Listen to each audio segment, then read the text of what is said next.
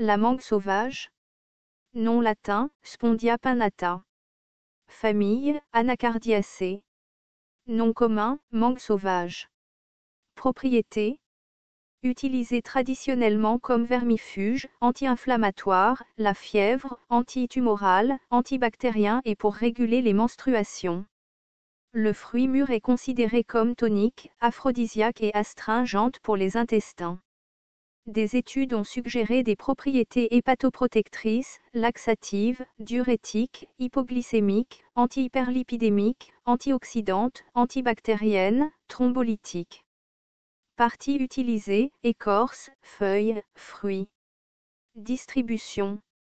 La plante se trouve dans les forêts primaires et mixtes, également dans les formations secondaires plus ouvertes, dans les forêts de teck. Asie de l'Est, Chine méridionale, sous-continent indien, Myanmar, Thaïlande, Cambodge, Laos, Vietnam, Malaisie, Indonésie, Philippines et îles Salomon. Botanique. La mangue sauvage est un arbre atteignant une hauteur d'environ 25 mètres et un diamètre d'environ 60 cm. La surface de l'écorce est lisse, avec des fissures irrégulières, grises à brun rougeâtre pâle, exsudant une sève claire et collante avec une odeur de térébenthine. Les feuilles sont tall turns, composées pennées, de 20 cm ou plus de longueur. Les folioles sont pointues à l'apex, arrondies ou brusquement pointues à la base, de 7 à 14 cm de longueur. Les fleurs sont petites et en panicules. Le fruit est rond, jaune, une drupe à une graine, avec une pulpe comestible finement aromatisée. Constituants. Les études phytochimiques ont donné des flavonoïdes, des tannins, des saponines et des terpénoïdes.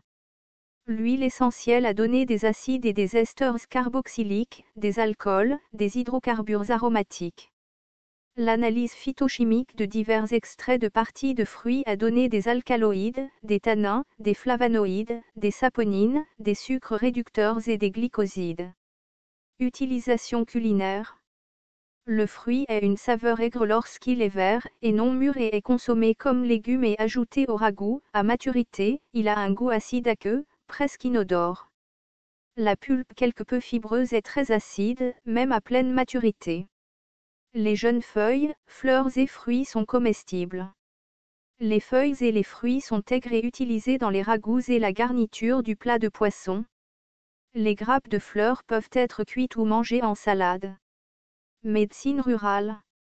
Le fruit est utilisé comme astringent et antiscorbutique. Il est utilisé dans le traitement de la dyspepsie bilieuse. Le jus du fruit est appliqué contre les maux d'oreille. L'écorce est recommandée dans le traitement des maux d'estomac et de la dysenterie.